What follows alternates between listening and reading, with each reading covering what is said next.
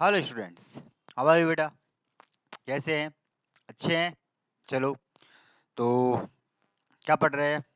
कैसा क्या चल रहा है बताइए।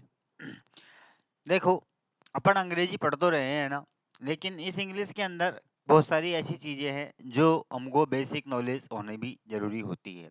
ठीक है, जब तक हम बेसिक नॉलेज नहीं लेंगे, जब तक हमें उस बेसिक के बारे में पता नहीं होगा, तब तक हम जो है आगे की चीजों को कंसल्ट नहीं कर सकते। और चूंकि हम कंपटीशन की तैयारी कर रहे हैं, कंपटीशन लेवल पर आ चुके हैं, तो जाहिर सी बात है कि हमारे को हमारा बेसिक पहले से ही तैयार करके रखना चाहिए, क्योंकि यहाँ पर आपको एस ई एस जोड़ना, ये करना, वो करना, ये सब चीजें नहीं बताई जा सकती है। ठीक है ना? तो यहाँ पर कई चीज ऐसी होती है जो आप लोगों को खुद से करनी होती है। आप लोगों को खुद से उन चीजों को क्या करना होता है, प्रिपेयर करना होता है। और उन चीजों को प्रिपेयर करने के लिए आप लोगों को क्या देना पड़ेगा, टाइम देना पड़ेगा। ठीक है, और अंग्रेजी वैसे ही क्या है, बहुत माथा खाऊ खामक दिमाग खाऊ सब्जेक्ट है। तो सीधा सा है कि थोड़ा बहुत टाइम आप लोग भी अपने अकॉर्डिंग जो है आप स्पेंड कीजिए। कुछ एक टॉपिक जो है, जो आप लोग पहले पढ़ चुके हैं, छोटे मोटे टॉपिक छठी छठी सातवीं आठवीं के अंदर जो चलते हैं, नाउन प्रोनाउन वगैरह, उनको थोड़ा सा हल्का हल्का देखते रहिए, उनको पढ़ते रहिए। कंपैरेटिव डिग्रीज वगैरह है, एडजेक्टिव्स वगैरह है, वॉइसेज हैं, नरेशंस हैं, मॉडल्स हैं, प्रीपोजिशंस हैं वगैरह है। तो इन चीज़ों का बेसिक थोड़ा जो है आप छठी सातवीं आठवीं की किताबों से अगर आप तैयार करेंगे, तो शायद हो सकता है कि आपका बेसिक जो लेवल है ना, वो क्या हो जाएगा, थोड़ा सा क्लियर हो जाएगा। और एक बार जब बेसिक क्लियर हो जाता है ना, तो फिर हमको आगे पढ़ने में क्या है, प्रॉब्लम्स नहीं होती है। तो बेसिक हमारा कहाँ से क्लियर होगा, वहां से क्लियर होगा। तो जहां भी आपको 6, 7, 8 की बुक्स मिले, तो मेरा कहना तो ये है कि एक बार आप 6, 7, 8 की जो बुक्स हैं, ग्रामर की जो बुक्स हैं, उनको एक बार थोड़ा सा पढ़िए, उनको थोड़ा सा समझिए, उनको थोड़ा सा देखिए। जिससे क्या होगा, आप लोगों को एक बेसिक आइडिया क्लियर हो जाएगा। और जब बेसिक आइडिया क्लियर हो जाएगा, तो फिर आगे की जो चीजें हैं उनको समझने में आपको कोई प्रॉब्लम्स नहीं आएंगी। पहली बात तो ये।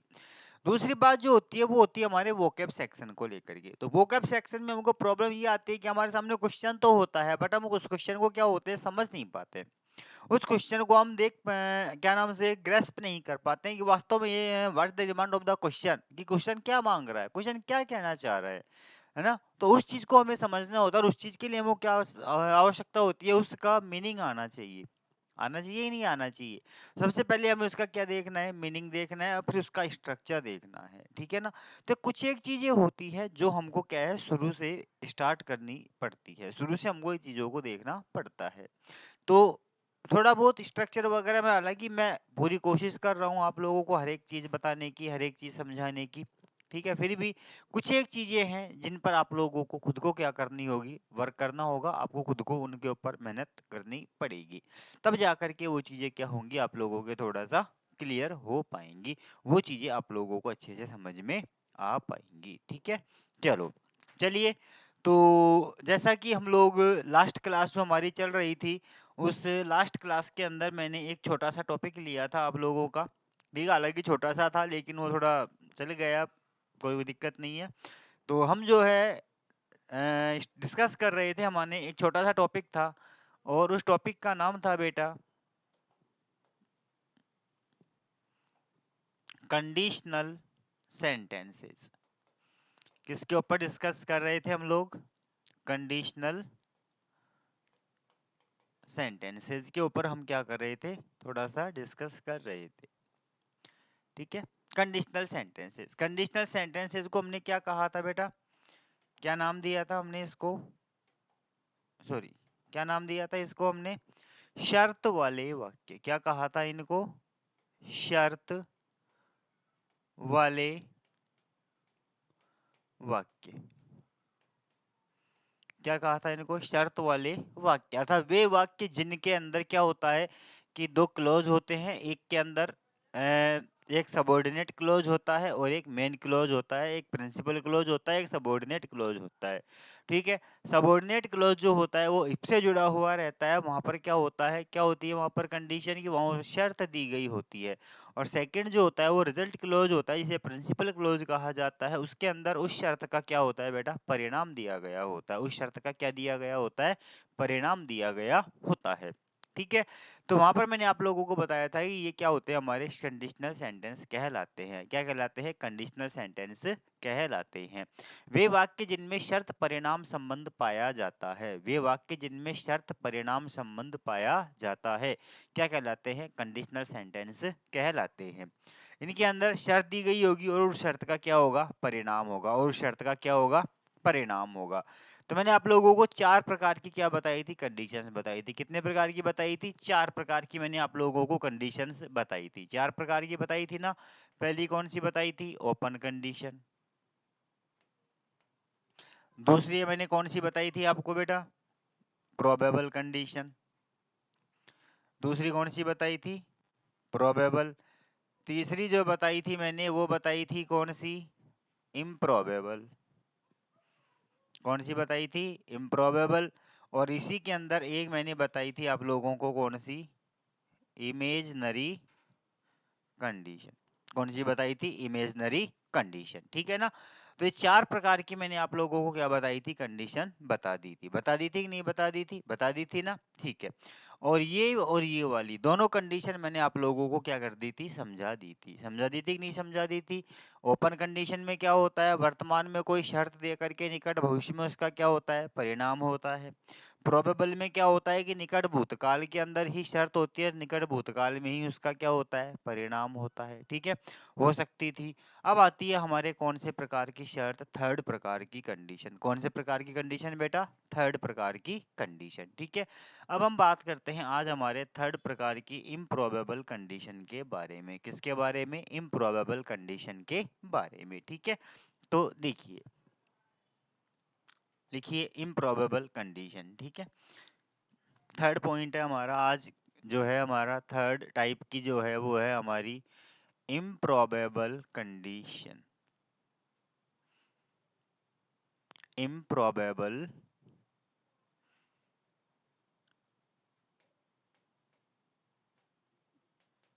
कंडीशन। ठीक है। इम्प्रोबेबल, और इम्प्रोबेबल को मतलब क्या होता है? असंभाव्य शर्त। क्या होता है इसका मतलब बेटा? असंभाव्य शर्त। क्या कहलाती है? असंभाव्य शर्त। ठीक है। असंभाव्य का मतलब कि भूतकाल में वो हो सकता था लेकिन नहीं हो पाया, और हो भी नहीं सकता। हो नहीं सकता था, हो ही नहीं सकता था। वो भूतकाल के अंदर कोशिश करते तो भी वो चीज नहीं हो सकती थी। तो उनको बताने के लिए हमें किसका प्रयोग करना होता है? इम्प्रोबेबल कंडीशन का। किसका प्रयोग करना होता है बेटा? इम्प्रोबेबल कंडीशन का प्रयोग करना होता है। ठीक है। किसका प्रयोग करना होता है? इम्प्रोबेबल कंडीशन का। ठीक है। Just a minute.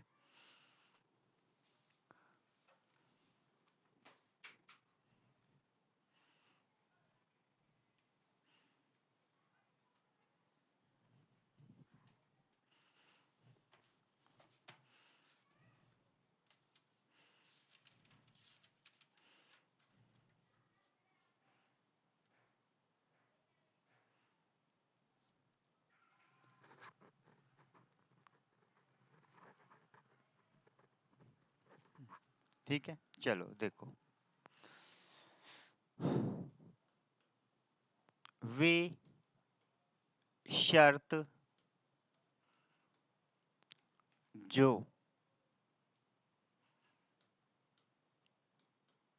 भूतकाल में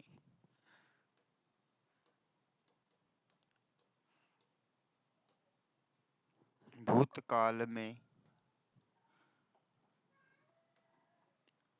संभव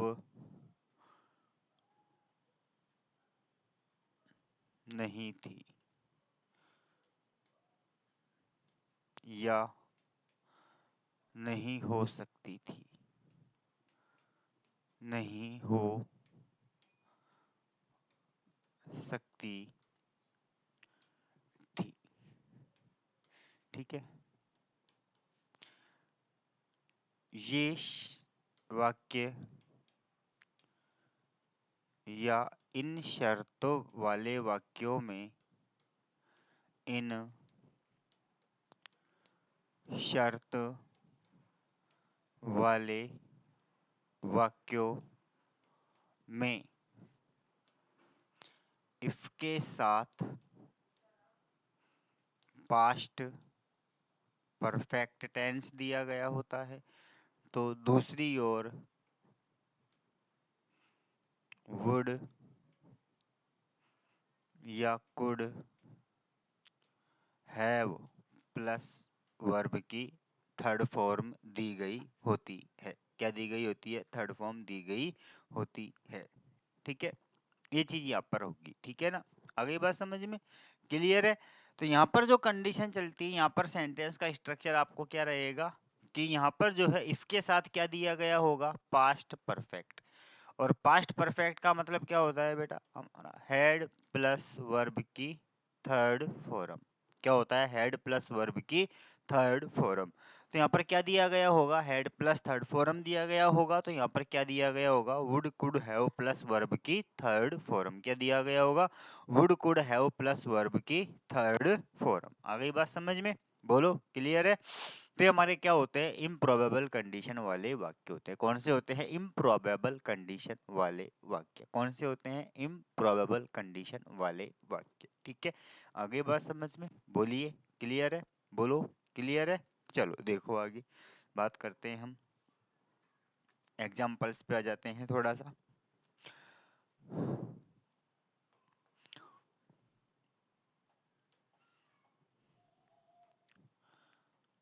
if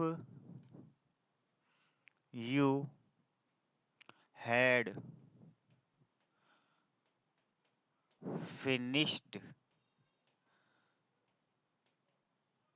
the novel, if you had finished the novel, the publisher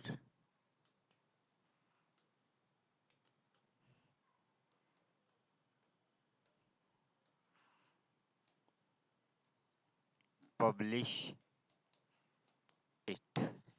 ठीक है, अगला एग्जाम्पल है the minister could have won if he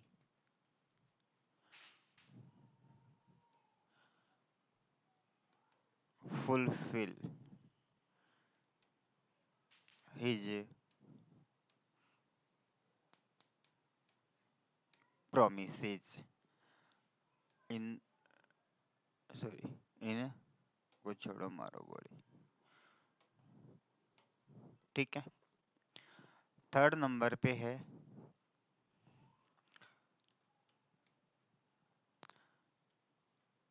the cow would have died if I had not if I sorry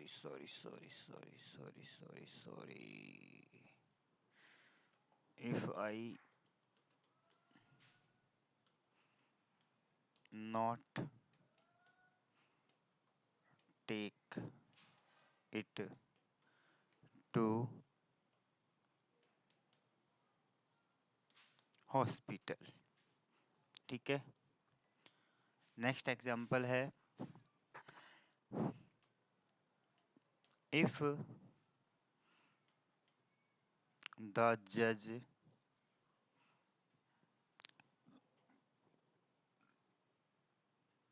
if the judge had made his decision early,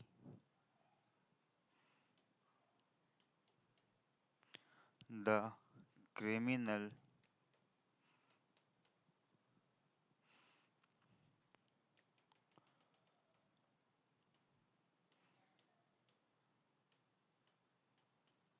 sentenced, then, ठीक है। ये आप लोगों के सामने मैंने 4 क्या लिख दिए, वाक्य लिख दिए, ठीक है।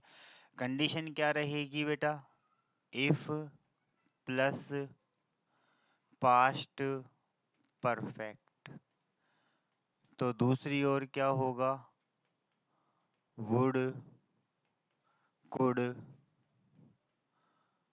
के साथ हैव प्लस थर्ड फॉर्म, ठीक है ना। इस स्ट्रक्चर को हमें क्या करना है, फॉलो करना है। किसको फॉलो करना है, इस स्ट्रक्चर। कौन सी कंडीशन पढ़ रहे हैं हम लोग, इम्प्रोबेबल कंडीशन। इम्प्रोबेबल कंडीशन का मतलब क्या है, हेड, इफ के साथ क्या दिया गया होगा, head plus third form means past perfect दिया गया होगा। तो परिणामी वाले वाक्य में क्या दिया गया होगा, would could have plus verb की थर्ड फॉर्म दी गई होगी। क्या दिया गया होगा, would could have plus verb की थर्ड फॉर्म दी गई होगी, ठीक है। तो ये हमको यहाँ पर देखना है, ठीक है। आप लोगों के सामने केवल क्वेश्चन इस प्रकार से आएगा, आपके सामने क्वेश्चन क्या होगा, इस तरीके से आएगा। ये क्वेश्चन एरर में भी आ सकता है, फिल इन द ब्लैंक में भी आ सकता है, क्लोज में भी आ सकता है, कैसे भी आ सकता है, ठीक है ना। तो किसी भी तरीके से क्वेश्चन पूछा जा सकता है, बस हमको दिमाग में ये रखना है कि इफ वाला वाक्य है कैसे क्या फॉर्म हो रहा है, इफ के साथ क्या आ रहा है तो दूसरी ओर क्या आएगा, दूसरी ओर क्या आ रहा है तो इफ के साथ क्या आएगा। बस हमको दिमाग में इतनी ही चीज रखनी है, चाहे क्वेश्चन फिर वो कैसे भी पूछे, चाहे क्वेश्चन वो कैसे भी पूछे, ठीक है। तो मिसलेनियस सेंटेंसेज की एक सीरीज लेकर के मैं आप लोगों के सामने जल्दी आऊंगा, जहाँ पर 150 क्वेश्चन होंगे। 150 क्वेश्चनों के अंदर आपके अलग अलग टाइप के क्वेश्चंस वगैरह सारे मैं लेकर के आऊंगा, तो वहां पर आप लोगों को वो सारी चीजें क्या होंगी, बताई जाएंगी, ठीक है। देखिए क्या आ रहा है हमारे सामने, if you had finished the novel, यदि तुमने उपन्यास को पूरा कर दिया होता, द पब्लिशर पब्लिश इट, अगर तो उपन्यास क्या हो चुका होता, छप चुका होता, छप, उपन्यास पूरा हुआ नहीं तो वो छपा भी नहीं, मतलब असंभव काम, ठीक है ना। क्या असंभव, किया ही नहीं, हुआ ही नहीं, वो चीज हो ही नहीं पाई वो चीज। The minister could have one, वह मंत्री जीत सकता था, if he fulfilled his promise, यदि उसने अपने पहले के वादे पूरे किए होते, पहले के काम पूरे किए नहीं तो वो जीता नहीं, मतलब इम्पॉसिबल हुआ काम, ये इम्पॉसिबल था, संभव ही नहीं था ये करना। जब संभव था ही नहीं, हो ही नहीं सकता था, हो सकता था क्या, नहीं हो सकता था, अर्थात ये कंडीशन पूरी नहीं हो सकती थी, ये कंडीशन भी पूरी नहीं हो सकती थी, क्या थी, असंभव थी, ठीक है। The cow would have died, गाय मर चुकी होती, if I not take it to the hospital, अगर मैं उसे अस्पताल नहीं ले गया होता, मैं उसे अस्पताल ले गया और वो गाय क्या हो गई, बच गई, ठीक है, बच गई ना। तो अर्थात ये गाय बच ही नहीं सकती थी, क्या हो सकती थी, बच ही नहीं सकती थी। तो ये क्या है, हमारी असंभाव्य कंडीशन है, कैसी कंडीशन है, असंभाव्य, अर्थात ये भूतकाल में संभव हो ही नहीं सकती थी, अर्थात ये हो ही नहीं सकता था, ठीक है। तो यहाँ पर सीधा सा हमको क्या लगाना है, हेड प्लस थर्ड फॉर्म, अगर हेड दिया गया है तो would could have third form लगानी है, would could have third form दे रखी है तो हेड प्लस थर्ड फॉर्म लगानी है, दैट्स इट, और कुछ नहीं है यहाँ पर, ठीक है। तो क्या दे रखा है हमको, हेड प्लस थर्ड फॉर्म दे रखी है, क्या दे रखा है, हेड प्लस थर्ड फॉर्म, तो क्या लगाना है, would could have plus third form. तो क्या आ जाएगा बेटा यहाँ पर, वुड हैव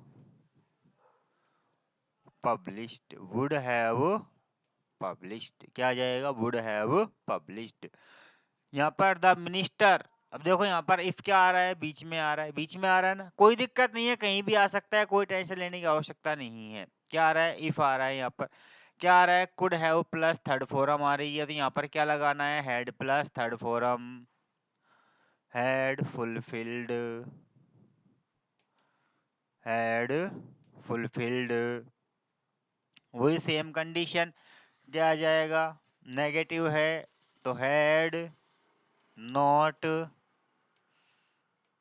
टेकन, जज हैड मेड हिज प्रॉमिस, तो क्या है, क्रिमिनल, क्या आ जाएगा,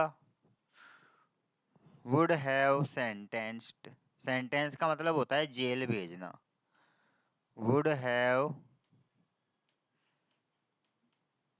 सेंटेंस्ड, क्या आ जाएगा, वुड हैव सेंटेंस्ड, क्लियर, ठीक है।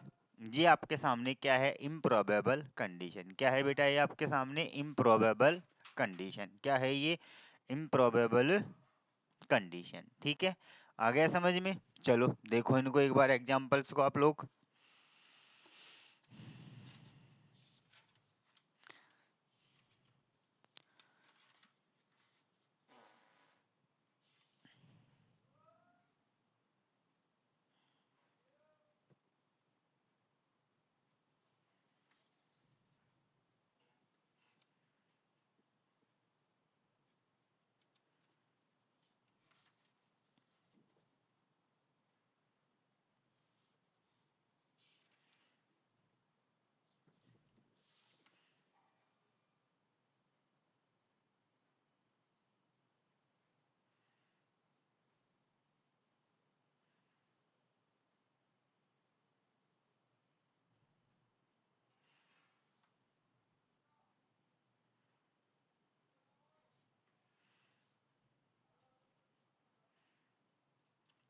क्लियर हो गया बेटा ये चीज?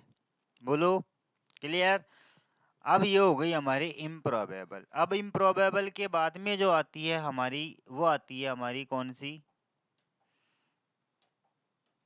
लास्ट जो आती है हमारी, इसी में फोर्थ नंबर ही डाल दो चाहे से इसको, उसे कहते हैं हम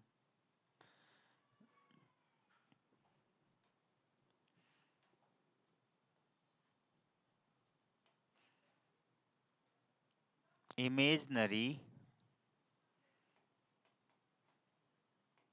कंडीशन। कौन सी है? इमेजनरी कंडीशन या काल्पनिक शर्त। काल्पनिक शर्त। ठीक है, और काल्पनिक शर्त में क्या होता है? कुछ नहीं होता है। काल्पनिक में क्या होता है?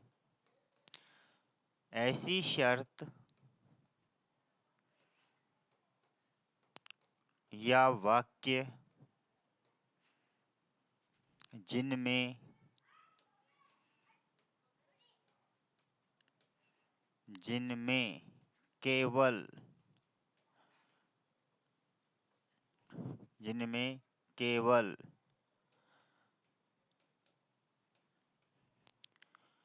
काल्पनिकता या अवास्तविकता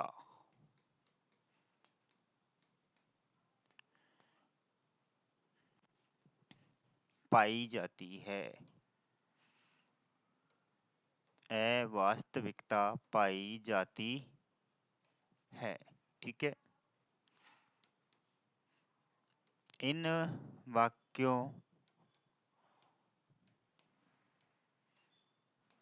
को अनरियल या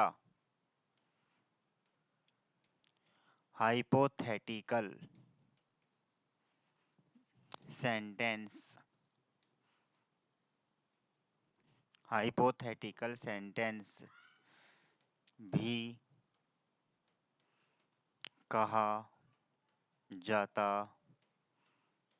है।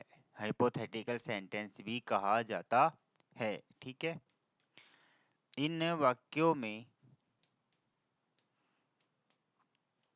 इन वाक्यों में इफ के साथ were be form, main verb नहीं होती है, केवल क्या होती है? Be form. ठीक है, बी फॉर्म।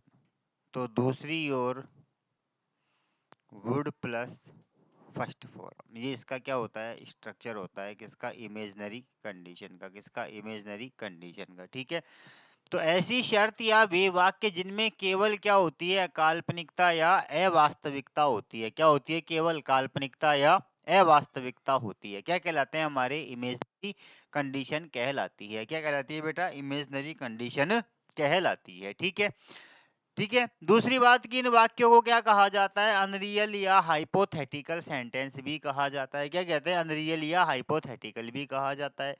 स्ट्रक्चर क्या रहेगा? इफ के साथ क्या होगा? वर दिया गया होगा बी फॉर्म के रूप में। किसके रूप में? बी फॉर्म के रूप में। तो नोट डाल दो। इन वाक्यों में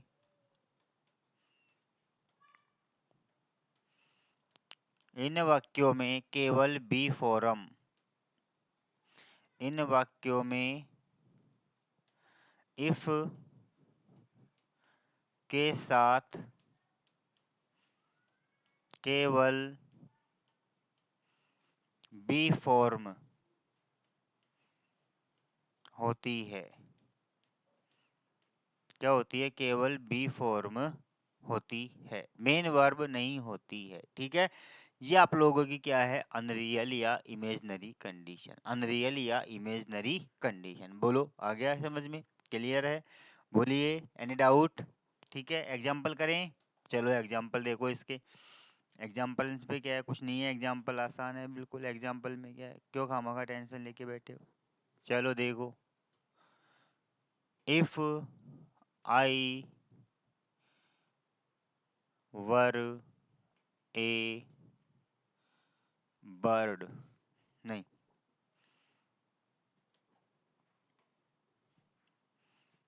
if he were a bird he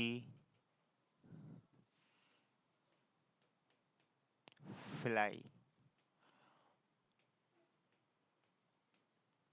any where. पहला, if they were here they see the accident. तीसरा है,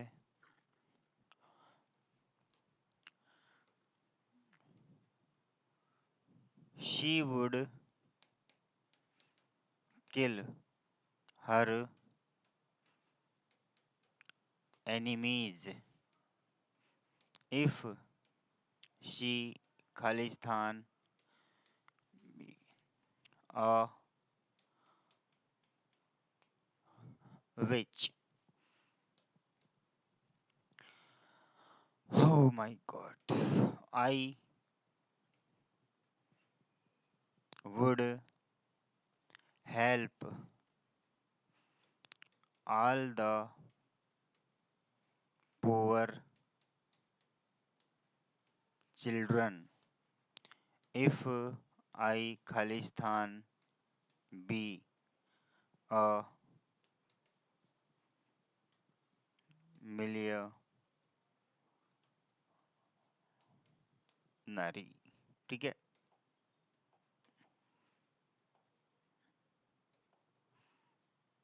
मिलियनरी। ठीक है, देखो इधर बेटा, if he were a bird, यदि वह पक्षी होता, इन द एनीवेयर, कहीं भी उड़ जा सकता था। ठीक है ना? तो क्या है? पक्षी, इंसान का पक्षी होना क्या है? संभव नहीं है। केवल मात्र क्या है? काल्पनिकता है कि अगर वो पक्षी होता तो आदमी है, आदमी रहेगा, पक्षी। सतयुग वाली बात थोड़ी आएगी। अब भाई किसी ने वरदान दे दिया, महादेव जी को प्रसन्न कर लिया, ब्रह्मा जी को प्रसन्न कर लिया कि ब्रह्मा जी मुझे पक्षी बना दो। ब्रह्मा जी ने कहा तथास्तु, और पक्षी बन के उड़ गया। आजकल ऐसा संभव ही नहीं है। है क्या? संभव नहीं है ना? तो आदमी का पक्षी बनना क्या है? पॉसिबल नहीं है। और पॉसिबल नहीं है तो मतलब कंडीशन कैसी हो गई? काल्पनिक हो गई। कैसी हो गई? काल्पनिक। केवल क्या की जा रही है? काल्पनिकता व्यक्त की जा रही है। देखो, इसके साथ क्या आ रहा है? केवल वर्ग का प्रयोग हो रहा है, बी फॉरम आ रही है। क्या आ रही है? बी फॉरम, कोई मेन वर्ब नहीं है। तो दूसरी ओर क्या लगाना है? Would plus first form. क्या लगाना है? Would fly. ठीक है, इफ दे वर हेयर, यदि वो यहाँ होते तो, है ही नहीं, कल्पना कर रहे हैं, काश या वो यहाँ पर होता। कहते हैं ना, काश वो यहाँ पर होते। तो यहाँ पर क्या आ रहा है? काश वो यहाँ होते, they would see the accident, तो वे घटना को देख लेते। तो क्या आ जाएगा? सीधा सा would see. She would kill her enemies, वह अपने दुश्मनों को, शत्रुओं को मार देती। क्या आ रहा है? Would plus first form. क्या आ रहा है? Would plus first form. तो क्या आ जाएगा? अब देखो क्या पूछ रहा है ये, बी फॉरम। क्या पूछ रहा है? Be form. मैंने बताया था कि जब भी इफ के साथ बी फॉरम पूछे तो बी के रूप में क्या आएगा? केवल वर का यूज होगा। इसका यूज होगा बी के रूप में, वर का यूज होगा। इफ के साथ अगर बी फॉरम पूछता है तो वहां केवल और केवल वर का यूज होगा और किसी भी चीज का, किसी भी वर्ब का यूज नहीं होगा। दिमाग में बिठा लेना। अगर वुड के साथ फर्स्ट फॉर्म दी गई है और इफ के साथ बी फॉर्म के रूप में आ रहा है तो वहां केवल क्या आएगा? वर ही आएगा। तो क्या आ जाएगा यहाँ पे? वर। क्या आ जाएगा? वर। कि यदि वह एक चुड़ैल होती तो अपने सारे शत्रुओं को क्या कर देती? मार देती। ठीक है। I would help all the poor children. मैं सारे गरीब बच्चों की सहायता करता। इफ आई, क्या आ रहा है? बी फॉरम पूछ रहा है। क्या आ जाएगा? वर। इफ आई वर अ मिलीनरी। क्या होता? इफ आई वर अ मिलीनरी। ठीक है। तो ये हमारे क्या है? इमेजनरी कंडीशनल सेंटेंसेज हैं। ये आपको मैंने सारे के सारे टाइप्स के जो कंडीशनल सेंटेंस होते हैं, चारों प्रकार के, वो कंडीशनल सेंटेंस आपको क्या करा दिए बेटा? कंप्लीट करवा दिए। हो गए क्लियर? ठीक है। अब देखो यहाँ पर थोड़ा सा एक वेरिएशन आता है, इन्वर्जन आता है। इन वाक्यों में थोड़ा सा इन्वर्जन आता है। और इन्वर्जन क्या आता है? वो इन्वर्जन देखिए। ठीक है। इन्वर्जन,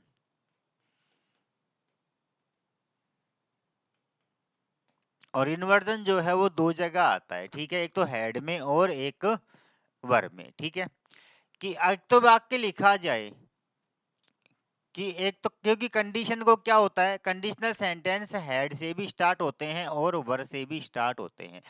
इफ से ही नहीं होते हैं, हेड और वर से भी स्टार्ट हो जाते हैं। किससे? हेड और वर से भी स्टार्ट हो जाते हैं। जैसे कैसे होगा देखो, if someone had, if someone had crossed the road, the bus would have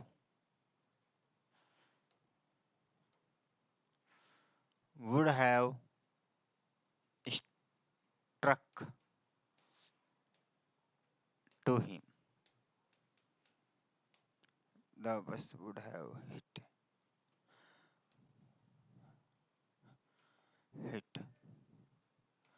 ठीक है ना?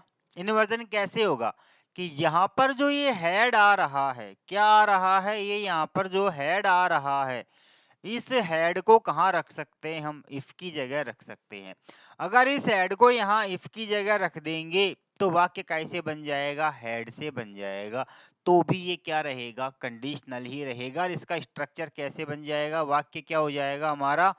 Had someone crossed the road, the bus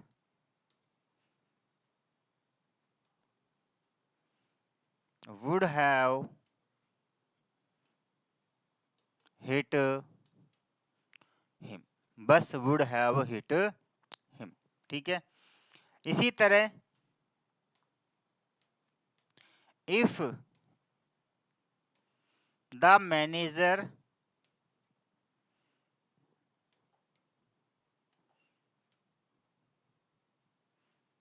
if the manager had paid on time,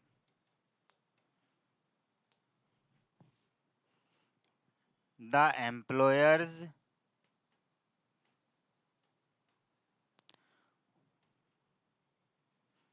would not go on strike. ठीक है। तो क्या आ रहा है यहाँ पर भी? हेड आ रहा है। क्या आ रहा है? हेड आ रहा है। तो इस हेड को कहाँ ला दे हम? इफ की जगह। कहाँ ला दे? इफ की जगह। तो भी वाक्य हमारा क्या रहेगा? सही रहेगा। If the manager paid on time, ये चीज है, ठीक है ना। तो चाहे इफ से स्टार्ट करो चाहे हैड से स्टार्ट करो, दोनों ही क्या है हमारे सही हैं, दोनों ही क्या है ये सही है, ठीक है ना। तो अगर ऐसा वाक्य मिले तो भी वो क्या होगा, कंडीशनल सेंटेंस ही होगा, ठीक है ना। अगर इस तरह का स्ट्रक्चर आपके सामने आता है तो भी वो वाक्य कैसा होगा, कंडीशनल ही होगा। ये मत समझना कि हैड हेल्पिंग वर्ब पहले आ गई तो क्या हो गया, प्रश्नवाचक वाक्य हो जाएगा, नहीं। अगर वो केवल एक सिंपल सेंटेंस के रूप में होता तो प्रश्नवाचक होता, लेकिन यहाँ पर ये क्या आ रहा है, रिजल्ट क्लोज के रूप में आ रहा है, ठीक है। तो वाक्य को समझना है, देखना है। तो इस तरह से भी आपको वाक्य दिया जा सकता है और इस तरीके से भी आपको क्या दिया जा सकता है, वाक्य दिया जा सकता है, ठीक है। आ गई बात समझ में। ये दोनों तरीकों से आपके सामने क्या हो सकता है, वाक्य हो सकता है। तो पहला तो ये चीज आपको क्या करनी है, ध्यान में रखनी है। दूसरा जो आता है वो आता है वर के अंदर, दूसरा जो वेरिएशन आता है वो किस में आता है, हमारा वर में आता है। तो वर में कैसे आता है, देखो, if you were me, you would feel my irony, ठीक है। अब देखो यहाँ पर जैसे हेड को शुरू में लाए थे वैसे ही यहाँ पर वर को ला सकते हैं हम, ठीक है। किसको ला सकते हैं, वर को। अगर इस वर को किसकी जगह रख दे, इफ की जगह रख दें, तो यहाँ दोबारा वर नहीं लगाना पड़ेगा।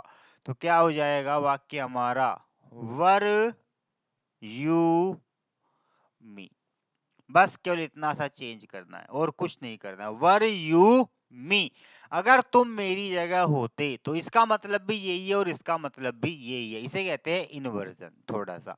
तो क्या हो जाएगा, आगे कोई चेंज नहीं होगा, सीधा यूं की यूं आ जाएगा, you would feel my irony, my irony, ठीक है। If the father were at home, eight home, Raju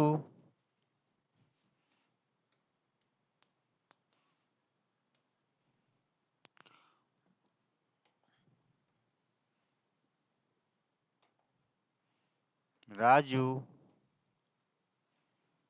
would not go to would not go to cinema, ठीक है। कंडीशन वही, वर कहाँ आ जाएगा, इफ की जगह आ जाएगा, तो क्या हो जाएगा, वर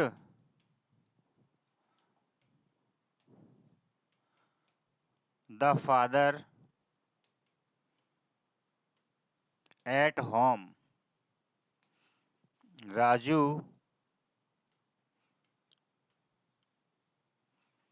would not go to cinema, Raju would not go to cinema, ठीक है बेटा।